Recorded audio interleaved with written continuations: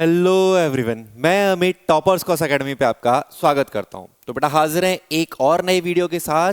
SSC CHSL का जो आपका 2 जुलाई को पेपर हुआ था उसकी थर्ड शिफ्ट हम इस आप वीडियो में डिस्कस करेंगे।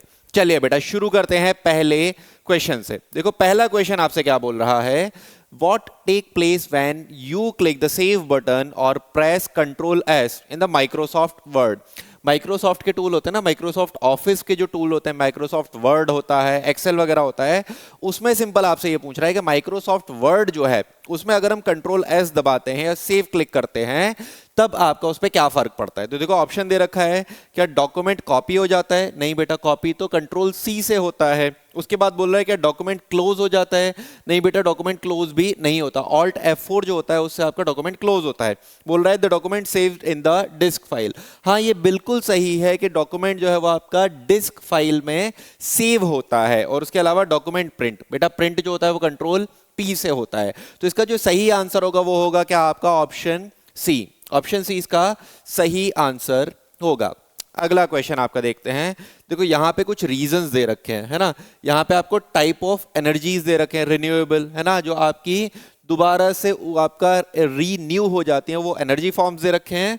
और यहाँ पे आपके क्या दे रखे हैं, टाइप, वो जगह के नाम दे रखे हैं जहां पे आपको मिलती हैं। ठीक है, तो पहला है टाइडल एनर्जी। अब देखो टाइड कहाँ होंगे, जहां पे पानी होगा, पानी होगा वहीं पे तो टाइड आएंगे। तो इन तीनों में से जो है वो आपका खंबात की खाड़ी, है ना, यानी कि आपका गल्फ ऑफ खंबात जो गुजरात के पास है ना, गुजरात में है आपका gulf of Cambay and gulf of Khambhat. तो वही जो खंबात की खाड़ी है वहां पे टाइड्स होते हैं, उन टाइड से जो आप एनर्जी जनरेट करते हो क्या है आपका टाइडल एनर्जी। ठीक है, उसके बाद अगर विंड एनर्जी की बात की जाए तो बेटा कन्याकुमारी, तमिलनाडु में आपने कन्याकुमारी सुना होगा। कन्याकुमारी के पास नगर कोइल करके जगह है जहां पे आपके विंड एनर्जी का प्लांट आपका लगा हुआ है। तो विंड एनर्जी के लिए जो आपका होगा वो नगर कोइल करके होगा। और बात करी जाए अगर जियोथर्मल एनर्जी की, है ना, जियोथर्मल एनर्जी जो है वो पुगा वैली में, पुगा वैली जो है वो आपका कहां पे है सर? पुगा वैली लद्दाख में है। लद्दाख में जो आपका पेंगोंग लेक है उसके आसपास वाले रीजन में, लद्दाख में जिस तरफ पेंगोंग लेक है उसके आसपास वाले रीजन में क्या आपका पुगा वैली, और वो आपका जियोथर्मल एनर्जी के प्रोडक्शन के लिए आपका फेमस है। तो ये जो आपके थे ए बी सी आपको सीक्वेंस में ही दे रखा था, 1 का ए, 2 का बी और 3 का सी, ये सीक्वेंस में दे रखा था। तो मतलब इसका जो सही आंसर होगा वो क्या होगा आपका ऑप्शन ए होगा। ठीक है, चलिए अगले क्वेश्चन की तरफ चलते हैं। अगला क्वेश्चन वो आपसे बोल रहा है, in which of the following state is the best governed state in the large state category, है ना। स्मॉल स्टेट कैटेगरीज और लार्ज स्टेट कैटेगरीज दोनों के आंसर अलग होंगे। यहां पे आपसे क्या पूछा है, लार्ज स्टेट कैटेगरीज में as per the public affair index 2020 में पब्लिक अफेयर इंडेक्स जो पब्लिश हुआ था, जो रिलीज किया था आपका पब्लिक अफेयर सेंटर ने, जो नॉन प्रॉफिटेबल ऑर्गेनाइजेशन है, उसके अकॉर्डिंग आपके बेस्ट गवर्नड स्टेट जो है वो आपका इनमें से कौन सा था? तो बेटा यहाँ पे जो है बेस्ट गवर्न स्टेट, जो बिग स्टेट्स की अगर मैं बात करूं तो वो था आपका केरला। केरल था आपका बेस्ट गवर्नड स्टेट। ठीक है, बड़े शहरों में, बड़े आपके स्टेट्स में। ठीक है, अगर वर्स्ट की बात करें तो यूपी, है ना। बेस्ट कौन था? केरल, है ना, केरल क्या था आपका बेस्ट। और वर्स्ट कौन था? वर्स्ट था आपका कौन? उत्तर प्रदेश। अगर स्मॉल स्टेट्स की बात करें तो स्मॉल स्टेट्स में जो आपका स्टेट था बेस्ट वो था गोवा। स्मॉल स्टेट्स की अगर हम बात करें तो वहां पे जो था आपका बेस्ट वो था गोवा, बेस्ट गवर्न। ठीक है, तो वैसे तो ये डाटा अब रिपीट नहीं होगा लेकिन फिर भी थोड़ा बहुत आया ये आपका, इस वजह से यहाँ पे डिस्कस कर दिया, है ना। तो हम यहाँ पे याद रखेंगे इसका जो सही आंसर है वो क्या है आपका ऑप्शन बी इसका सही आंसर होगा। ठीक है, चलिए चलते हैं नेक्स्ट क्वेश्चन पे। बोल रहे विच of the following is not one of the consequences of green revolution. बोल रहे इनमें से ग्रीन रेवोल्यूशन का क्या कॉन्सिक्वेंस नहीं है। ठीक है, तो चलो ग्रीन रेवोल्यूशन के बारे में पहले कुछ पॉइंट्स मैं आपको बता देता हूँ। ग्रीन रेवोल्यूशन बेटा शुरू कब हुआ था? फर्स्ट फेज ग्रीन रेवोल्यूशन का शुरू हुआ था 1966 से 67 में, है ना। हरित क्रांति, हरित क्रांति का पहला चरण शुरू हुआ था कब? 1966 से 1966 67 में शुरू हुआ था और 1969 तक चला था ये। 70 से पहले 69 तक ये आपका चला था। ग्रीन रेवोल्यूशन में क्या हुआ था, मैक्सिको से आपके high yield variety of seeds आए थे, है ना, गेहूं के और आपके चावल के, जिसे धान बोलते हैं, उसके सीड आए थे, high yield variety of seeds आए थे, मतलब वो क्या होंगे, ज्यादा प्रोडक्शन करेंगे। ये ग्रीन रेवोल्यूशन जो है वो आपका कब, कौन सी फसल से शुरू हुआ था, ये आपका खरीफ फसल से शुरू हुआ था, है ना। खरीफ की जो फसल होती है, जो मॉनसून के टाइम पे होती है, उस टाइम से ही आपका ग्रीन रेवोल्यूशन जो है वो शुरू हुआ था, जिससे वेस्टर्न यूपी जो है और जो आपका हरियाणा पंजाब है, से फायदा हुआ था, ठीक है। और ग्रीन रेवोल्यूशन जो भारत में शुरू किया था, उनका नाम क्या था, नॉर्मन बोरलॉग करके था, स्वामीनाथन था। स्वामीनाथन इंडिया में थे, नॉर्मन बोरलॉग जो थे वो वर्ल्ड लेवल पे ग्रीन रेवोल्यूशन के फादर बोले जाते हैं। तो इतना इन्फॉर्मेशन हम याद रखेंगे, कॉमनली हर एग्जाम में ये चीजें पूछी जाती हैं। अब देखो क्वेश्चन को यहाँ पे इन्होंने पूछा कि इसमें से कौन सा आपका ग्रीन रेवोल्यूशन का कॉन्सिक्वेंस नहीं है, उसका प्रभाव नहीं है। तो क्या rising price and shift in the mode of payment, क्या प्राइस बढ़ गए थे और जो पेमेंट का मोड है वो चेंज हो गया था क्या आपका, कि पेमेंट जो है वो कैश इन द काइंड, है ना, कैश की जगह आपका काइंड्स में, मतलब उसकी जगह गेहूं वगैरह में दी जाने लगी थी। नहीं बेटा, ऐसा नहीं हुआ था, ये वाला आपका गलत है ना। पेमेंट आपका तब भी आपका कैश में ही दी जा रही थी, ऐसा कैश की जगह आपका किसी दूसरी फॉर्म में दी जा रही थी, ऐसा ग्रीन रेवोल्यूशन में कहीं पर भी मेंशन नहीं है। दूसरा वाला, वेजेस एग्रीकल्चर वर्कर की बढ़ गई थी। हाँ बेटा, काम ज्यादा बढ़ा था तो उनकी जो सैलरीज थी एग्रीकल्चर वर्कर्स की, है ना, जो आपके खेतों में मजदूर काम करते थे, उनकी जो सैलरी थी, उनका जो वेजेस थे, वो मेहनताना बढ़ गया था, ये आपका सही है ना। उसके बाद employment of agriculture worker increase. जाहिर सी बात है, ग्रीन रेवोल्यूशन में आपका बहुत वर्क बढ़ा था। वर्क क्यों बढ़ा था, क्योंकि जो आपके high yield variety of seeds आप लगाओगे, वो सीड्स लगाने के साथ साथ वो क्या करना पड़ेगा, उसमें फर्टिलाइजर्स डालने पड़ेंगे, पेस्टिसाइड्स डालने पड़ेंगे, इंसेक्टिसाइड्स डालने पड़ेंगे। तो इसके लिए आपको लेबर की ज़रूरत होगी, तो लेबर की रिक्वायरमेंट जो है वो बढ़ जाएगी, उनकी सैलरीज भी जो है वो बढ़ेगी। The rich grow richer and many of the poor stagnant, है ना। तो यहाँ पे बोल रहा है कि जितने भी अमीर लोग थे वो और अमीर होते गए थे। बिल्कुल सही बात है बेटा, क्योंकि जो high yield variety of seeds आएंगे, है ना, उनमें क्या होगा आपका, उनके लिए आपको फर्टिलाइजर्स चाहिए होंगे, है ना, उनके लिए आपको उर्वरक चाहिए होगा, उनके लिए इंसेक्टिसाइड कीटनाशक वगैरह चाहिए होंगे, स्टोरेज के लिए आपको अलग से जगह चाहिए होगी। तो गरीब आदमी वो कर ही नहीं पा रहा था, गरीब आदमी पे इतना पैसा ही नहीं था कि वो उतना पैसा लगा पाए। तो इसकी वजह से अमीर लोग थोड़े और अमीर हुए, अमीर किसानों पे और पैसा बढ़ा, और गरीब किसान जो थे वो आपके गरीब रह गए। तो ये चीजें तीनों हुई थी, क्या नहीं हुई थी आपका, ये वाला नहीं हुआ था। तो हमसे यहाँ पे क्या पूछा है, क्या इम्पैक्ट नहीं था, नॉट अ कॉन्सिक्वेंस। तो यहाँ पे जो सही ऑप्शन होगा वो क्या होगा, ऑप्शन ए आपका सही आंसर होगा, ठीक है। अगला क्वेश्चन हम देखते हैं। अगला क्वेश्चन दे रहा है आपका, Guga. Guga is a famous ritualistic dance. Guga एक डांस फॉर्म है जो सेलिब्रेट करी जाती है, कौन से राज्य में सेलिब्रेट करी जाती है, जो आपका गुगा पीर जो है उनकी याद में या उनकी मेमोरी में, उनका गुगा पीर से जो आपका फेस्टिवल होता है, तब ये आपका गुगा डांस होता है। तो बेटा याद रखना, ये जो गुगा डांस होता है वो आपका हरियाणा में होता है। वो कहाँ होता है आपका बेटा, हरियाणा में होता है। तो ऑप्शन यहाँ पे जो बी होगा वो इसका सही आंसर होगा, ठीक है। अगला क्वेश्चन हम देखते हैं। Which of the following method measure poverty on the basis of income and consumption level.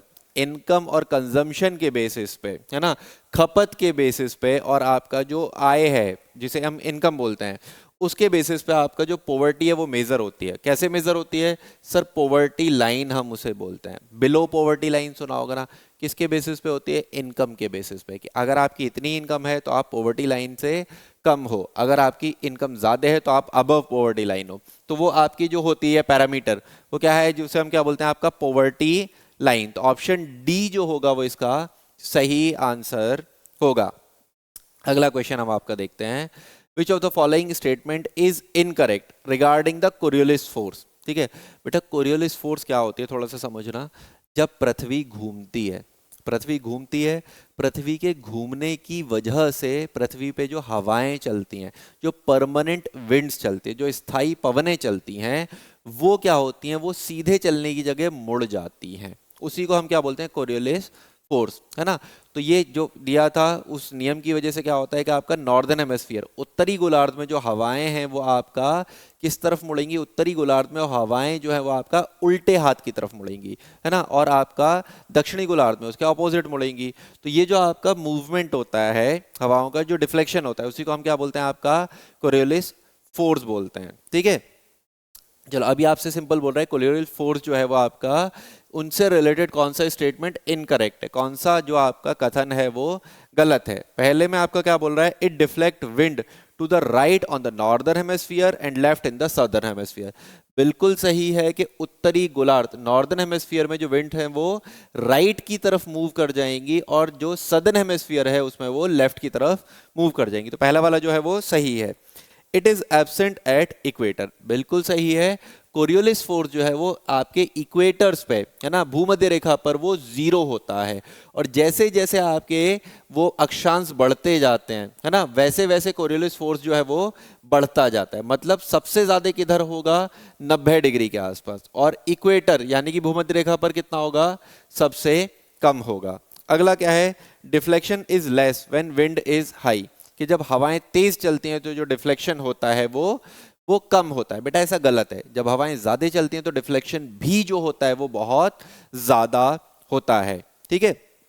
अगला क्या है, it is directly proportional to the angle of altitude, बिल्कुल सही है। ऑल्टीट्यूड बढ़ता जाता है, ऑल्टीट्यूड का एंगल बढ़ता जाता है, और इसका जो डिफ्लेक्शन है वो बढ़ता जाता है। तो इसमें जो गलत है, इनकरेक्ट आपसे पूछा है, इनकरेक्ट वाला कौन सा है, ऑप्शन सी जो है वो इसका इनकरेक्ट वाला पॉइंट होगा, मतलब ऑप्शन सी इसका सही आंसर होगा। अगला क्वेश्चन हम देखते हैं, है ना।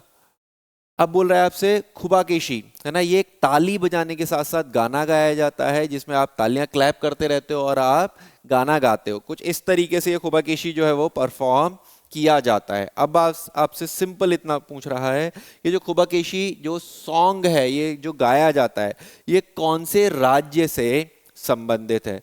बार बार आप देख रहे हो एसएससी सीएचएसएल की शिफ्ट में जो आपके फोक डांसेस हैं, मतलब जो लोक नृत्य हैं या लोक गीत हैं, उनसे हर शिफ्ट में एक या दो क्वेश्चन पूछ रहा है। या तो आपके लोकल फेस्टिवल हो गए, लोकल डांसेस हो गए, लोकल सॉन्ग्स वगैरह हो गए, उनसे आपका हर शिफ्ट में एक दो क्वेश्चन कॉन्टिन्यूसली एसएससी ने पूछा है। तो याद रखना जो सीजीएल का एग्जाम होगा उस एग्जाम में भी आपके यही पैटर्न फॉलो होगा, और वहां पे भी यहां से क्वेश्चन बनने की प्रोबेबिलिटी और चांसेस जो होंगे वो बहुत ज्यादा होंगे। तो ये चीजें कर लेना। और ये यहां से जो मैं पढ़ा रहा हूं ना बेटा, देखना, मैं आपको दिखाऊंगा जब उसका रिस्पॉन्स शीट आएगी, वहां पे इन शिफ्ट से जो क्वेश्चन होंगे वो रिपीट होंगे, वो यहां से बार बार आप देखना, ठीक है। तो चलो इसका जो आंसर होगा, इसका आंसर होगा बेटा मणिपुर, है ना। तो ये जो आपका सॉन्ग है जिसे खुबाकेशी बोलते हैं वो आपका मणिपुर से रिलेटेड है। मणिपुर में इस तरीके का ये परफॉर्म किया जाता है, ठीक है।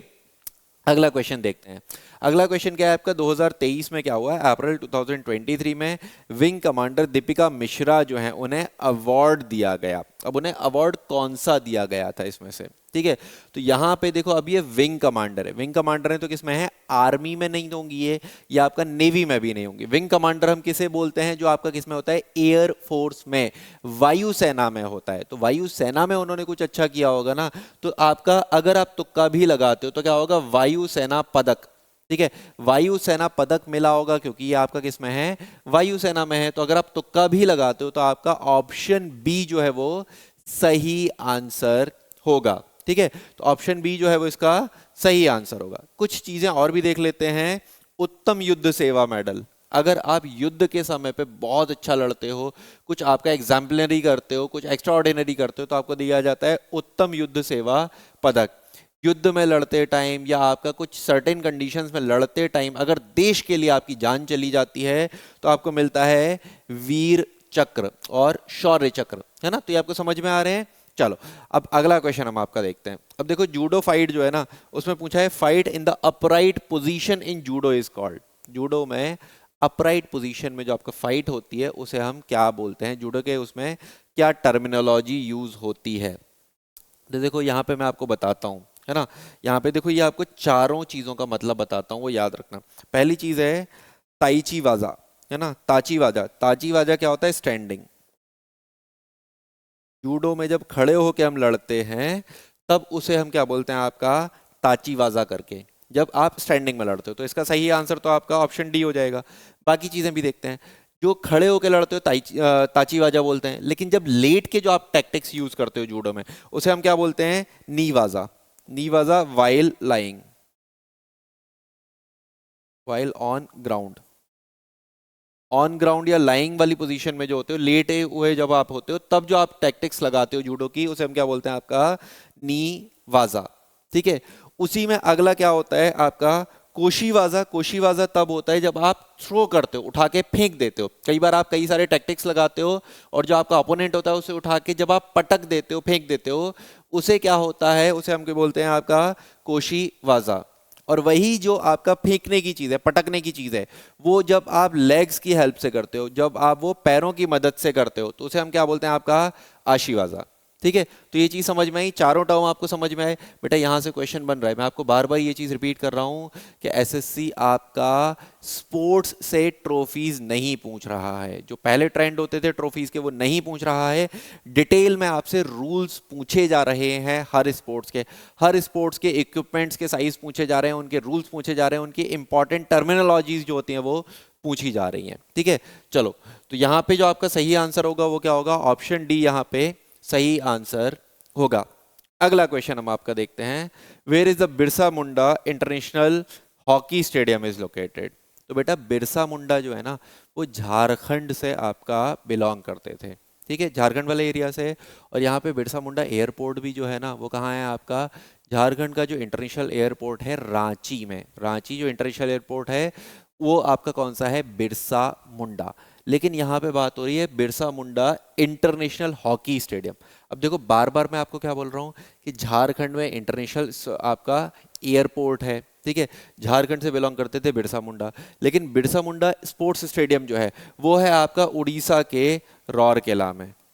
उड़ीसा के रौरकेला में है आपका Birsa Munda international hockey stadium. तो याद रखना, झारखंड इसका सही आंसर नहीं होगा, रांची इसका सही आंसर नहीं होगा। रांची में एयरपोर्ट है लेकिन स्टेडियम कहाँ है आपका, रौरकेला में। ठीक है, तो ऑप्शन सी जो है वो इसका सही आंसर होगा। ठीक है, अगला क्वेश्चन हम आपका देखते हैं, at which place was a magnificent temple of Shiva constructed by the great Rashtrakuta king Krishna one. है ना, ग्रेट राष्ट्रकूटा किंग कृष्णवन ने जो आपका टेंपल बनवाया था, भगवान शिव का जो मंदिर बनवाया था, कैलाश टेंपल भी इसे बोलते हैं। है ना, भगवान कैलाश के जो कैलाश पर्वत है, माउंटेन है, उससे इंस्पायर्ड है। तो ये जो टेंपल है वो आपका कौन सी जगह या कहाँ पर लोकेटेड है। बेटा देखो, इस टेंपल की एक चीज़ मैं बात बताता हूँ आपको, जिसकी वजह से आपको ये मालूम पड़ जाएगा कि ये टेंपल कहाँ होगा, आप अपने आप फिगर आउट कर पाओगे। ये जो टेंपल है ना, भगवान शिव का है ये आपका स्टोन कार्विंग, पत्थर को काट के बनाया गया है। और ये डाउनवर्ड स्टोन कार्विंग बनाया गया है, मतलब पत्थर को आपने क्या किया, उस पहाड़ को नीचे से धीमे धीमे धीमे धीमे तोड़ना शुरू किया। और जब आपने उसे तोड़ना शुरू किया तो पहले आपने इस मंदिर की चोटी बनाई, उसके बाद उस चोटी से धीमे धीमे धीमे धीमे नीचे आते हुए तब जाके आपने उसका गर्भगृह और आपका जो प्लेटफॉर्म वाला एरिया होता है वो बनाया। तो ये डाउनवर्ड स्टोन कार्विंग करके मंदिर बनाया गया है। एक ही पत्थर से ये आपका मंदिर बना हुआ है, एक ही पहाड़ को काट कर ये मंदिर आपका बनाया गया है ना। बहुत इंपॉर्टेंट, बहुत आपका मैग्निफिसेंट है। आप देख सकते हो कि यार, ये इमेजिन भी कर सकते हो कि इस तरीके से काटना, आपकी हल्की सी गलती जो है वो आपके पूरे काम को खराब कर देगी। तो सोच सकते हो कि उस टाइम में इंडियन आर्किटेक्चर जो था वो कितना ज्यादा आपका इंपॉर्टेंट या कितना ज्यादा आपका डेवलप्ड था। ठीक है, चलो आपको ये पता होगा ये टेंपल कहाँ है। अब तो आपको एक आइडिया हो गया होगा, ये टेंपल है आपका एलोरा केव्स में। ये कहाँ है आपका, एलोरा की गुफाओं में। मतलब ऑप्शन बी जो होगा वो इसका सही आंसर होगा। ठीक है, अगले क्वेश्चन की तरफ हम चलते हैं, लुशाई हिल्स। ठीक है, लुशाई हिल्स आपने शायद सुने होंगे, है ना, ज्योग्राफी की क्लास में बहुत बार रिपीट किया जाता है कि आपके हिमालयाज जो हैं, हिमालयाज आपके इधर कश्मीर से शुरू होते हैं, अरुणाचल तक जाते हैं, फिर हिमालयाज इधर बैंड हो जाते हैं। और ये जो बैंड हो जाते हैं, इधर ही आपका पटकई बम है, इधर ही आपका नागा हिल्स है, और यहाँ लास्ट में है आपका मीज़ो हिल्स। जिस मीज़ो हिल्स को हम किस और नाम से जानते हैं, लुशाई हिल्स के नाम से। तो कौन से राज्य में होगी आपके, कौन से उसमें होगी, मीज़ो हिल्स, है ना। Lushai hills also known as Mizo hills. तो इसका जो सही आंसर होगा ऑप्शन ए होगा। कौन से स्टेट में है सर, मिजोरम में है।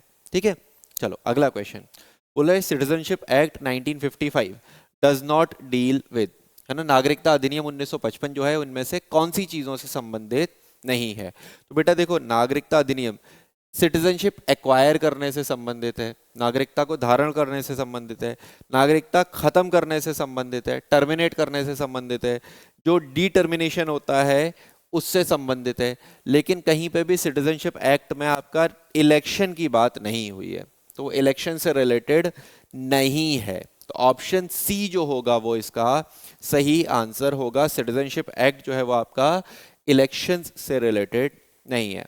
ठीक है, अगला क्वेश्चन हम आपका देखते हैं। तो देखो अगला क्वेश्चन क्या है, Maldives is located to the south of which island of India.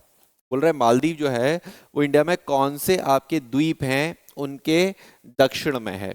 Maldives बहुत फेमस हुआ था ना बेटा, मालदीव्स के प्राइम मिनिस्टर ने कुछ बोल दिया था जिसकी वजह से इंडिया ने बहुत अपोज किया था, और इंडिया ने फिर क्या बोला था कि हम मालदीव्स ना जाने की जगह कहाँ जाएंगे, लक्षद्वीप जाएंगे। ठीक है, तो इंडिया का जो साउथ इंडिया है, पेनिनसुला इंडिया है, इधर है अरेबियन सी, अरब सागर, इधर है bay of Bengal, bay of Bengal में है अंडमान एंड निकोबार, और इधर है आपका लक्षद्वीप, और लक्षद्वीप के ही साउथ में इधर है क्या आपका मालदीव्स।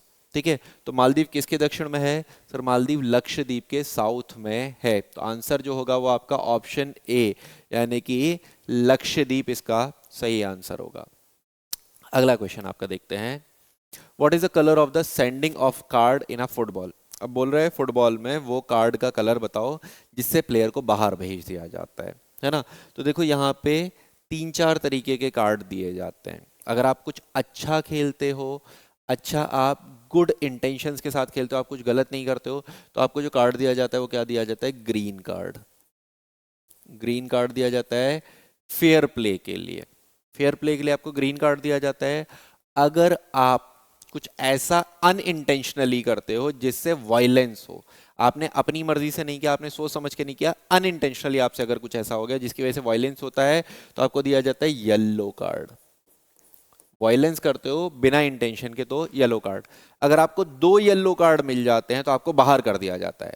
ठीक है, इंटेंशनली अगर आप कुछ ऐसा काम करते हो जिससे आपको बाहर किया जाए तो वो क्या होता है आपका रेड कार्ड, रेड कार्ड। और यहां पे वही पूछ रहा है sending of card, sending of card कौन सा हो जाएगा आपका, रेड कार्ड हो जाएगा।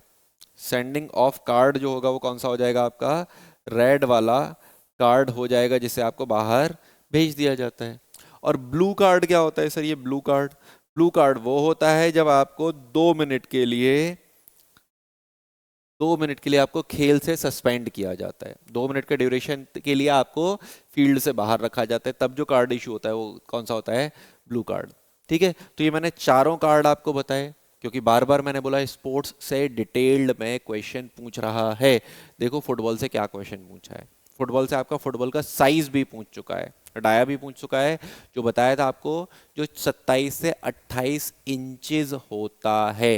सेंटीमीटर्स में बात करें तो आपका लगभग 78 सेंटीमीटर के अराउंड वो आपका होता है। ठीक है, वापस आते हैं आपका फुटबॉल।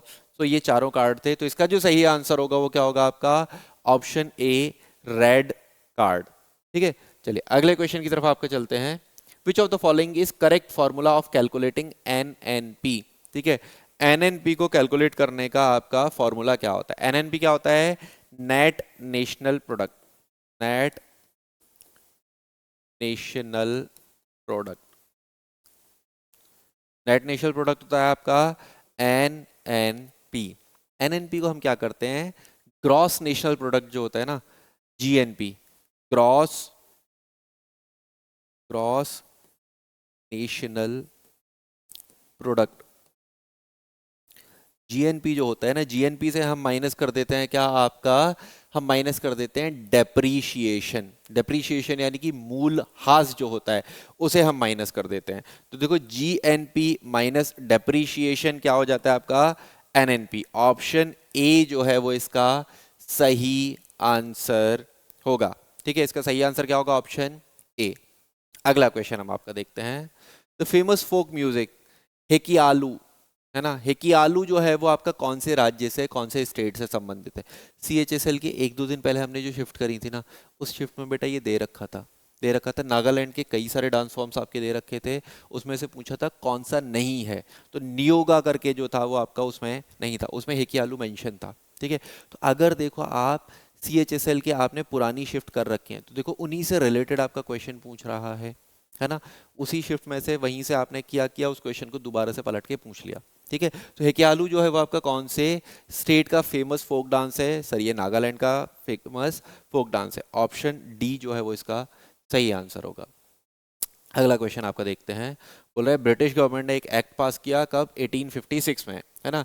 1856 में जो एक्ट पास किया वो किस से रिलेटेड था। तो पहला यहाँ पे दे रखा है आपका abolition of practice of child marriage, है ना।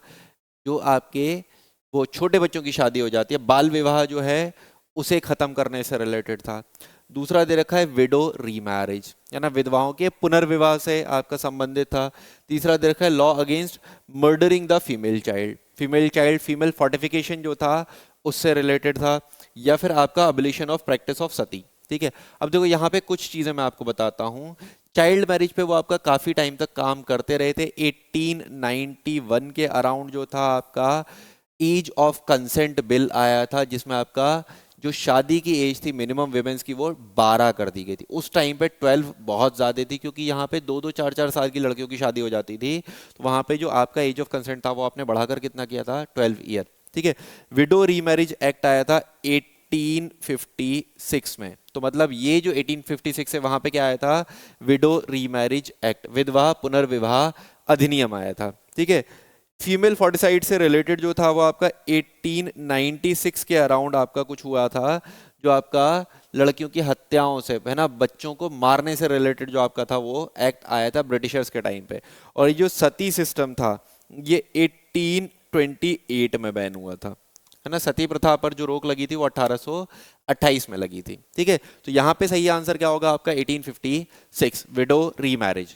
एक पॉइंट और याद रखना, ये जो विधवा पुनर्विवाह अधिनियम विडो रीमैरिज एक्ट आया था, इस एक्ट में 2-3 नाम हमें याद रखने हैं। सर ये जो विडो रीमैरिज एक्ट था ये कौन से भारतीय समाज सुधारक के द्वारा इसके लिए प्रोत्साहित किया गया था। तो आंसर हम क्या याद रखेंगे, ईश्वर चंद्र विद्यासागर। ईश्वर चंद्र विद्यासागर, ईश्वर चंद्र विद्यासागर। ईश्वर चंद्र विद्यासागर थे जिनकी मदद से, जिनके आपके एफर्ट की वजह से आपका विडो रीमैरिज एक्ट जो है वो आपका पास हुआ था। विडो में रीमैरिज एक्ट इंट्रोड्यूस जो हुआ था तब आपके डलहौजी गवर्नर हुआ करते थे, और जब ये पास हुआ था, पारित हुआ था, तब आपके लॉर्ड कैनिन जो थे, जो आपके वो आपके पहले वाइस रॉय थे, वो आपके यहाँ पे गवर्नर रहेंगे जिनके टाइम पे आपका पास हुआ था। तो ये दोनों नाम भी याद रखना, डॉक्ट्रिन ऑफ सॉरी जो आपके डलहौजी थे उनके टाइम पे ये प्रेजेंट हुआ और लॉर्ड कैनिन ने इसे पास किया। किसने इस पर एफर्ट दिया था, ईश्वर चंद्र विद्यासागर ने। ठीक है, चलो तो यहाँ पे इसका जो सही आंसर होगा क्या होगा, वो ऑप्शन बी सही आंसर होगा। अगला क्वेश्चन हम आपका देखते हैं, which of the following article of the constitution state that it shall be the duty of every citizen to promote the harmony and spirit of the common brotherhood amongst all the people of India, transcending religious, linguistic, regional and sectional diversities, to renounce practice of derogatory to the dignity of the women। Simple बोल रहा है, आपको brotherhood की, आपको harmony की जो feeling है वो आपको बढ़ानी है, प्रमोट करना है, उससे रिलेटेड आपका। देखो अब तक एसएससी या कोई भी कमीशन आपका जो है वो जो फंडामेंटल ड्यूटीज हैं वो डिटेल में नहीं पूछ रहा था, है ना। लेकिन यहाँ पे फंडामेंटल ड्यूटीज में जो आपकी 11 ड्यूटीज हैं उनके आर्टिकल्स आपसे पूछे जा रहे हैं, है ना। तो देखो फंडामेंटल ड्यूटी के बारे में 2-3 पॉइंट याद रखना।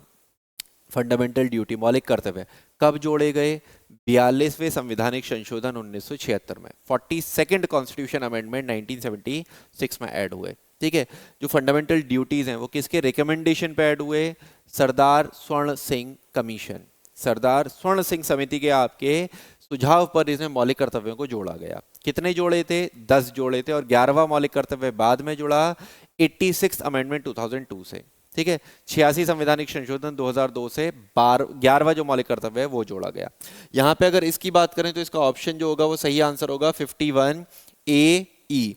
51 ए का ई पार्ट जो है वो इसका सही आंसर होगा। तो ऑप्शन ए जो है वो इसका सही आंसर होगा। यहां पे मैंने आपको ये सारे लिख भी दिए हैं, एक बार ये देख लेना, क्योंकि यहां से अब एसएससी ने क्वेश्चन पूछना शुरू कर दिए हैं, तो हमें वो मौलिक कर्तव्य पता होने चाहिए। ठीक है, चलो अगले क्वेश्चन की तरफ हम चलते हैं। Which of the following animal can change their gender during the life span? कौन सा इसमें जीव जंतु है जो अपने जीवन में अपना जो जेंडर है वो चेंज कर लेता है? मतलब अगर वो फीमेल है तो मेल में कन्वर्ट हो सकता है, अगर मेल है तो वो फीमेल बन सकता है। तो ये जो होता है वो किसमें होता है? स्नेल में। स्नेल अपना जेंडर जो है वो चेंज कर सकती है अपने लाइफ स्पैन में। इस वजह से इसका सही आंसर क्या होगा? ऑप्शन डी, घेंगा या स्नेल। ठीक है, अगला क्वेश्चन आपका देखते हैं। To enhance the interoperability between the India and Russia armies joint training exercise dash commenced at the Prudboy range Volgograd in the year 2021। Simple आपसे पूछ रहा है कि रशिया और इंडिया में जॉइंट मिलिट्री एक्सरसाइज या जॉइंट आर्मी एक्सरसाइज जो थी वो कौन सी थी? तो बेटा यहाँ पे याद रखना इंडिया और रशिया। तो देखो इंदिरा, इंडिया और रशिया, तो जो आपकी जॉइंट एक्सरसाइज थी वो कौन सी थी? आपकी इंद्र करके थी, जो किसमें थी? इंडिया और रशिया के बीच में। बाकी एक्सरसाइज भी देख लेते हैं। वरुण जो है, वरुण आपका मेडिटेरेनियन सी में इंडिया की एक्सरसाइज है, किसके साथ? फ्रांस के साथ। इंडिया की फ्रांस के साथ जो एक्सरसाइज है मेडिटेरेनियन सी में, भूमध्य सागर में, वो क्या है आपका? वरुण। उसके बाद शक्ति जो है ये इंडिया और फ्रांस की ही एक्सरसाइज है। इंडिया और फ्रांस की जो मिलिट्री एक्सरसाइज है वो क्या है आपका?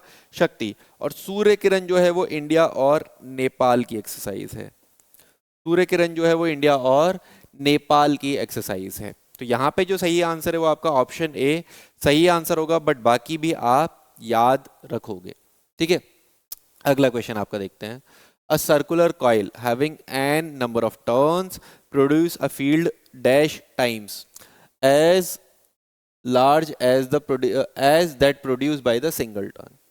एक टर्न, एक आपका मैग्नेटिक फील्ड अगर प्रोड्यूस कर रहा है तो n टर्न जो होंगे वो n टाइम्स आपका मैग्नेटिक फील्ड प्रोड्यूस करेंगे। तो इसका जो सही आंसर होगा वो होगा ऑप्शन ए, n टाइम्स होगा इसका सही आंसर।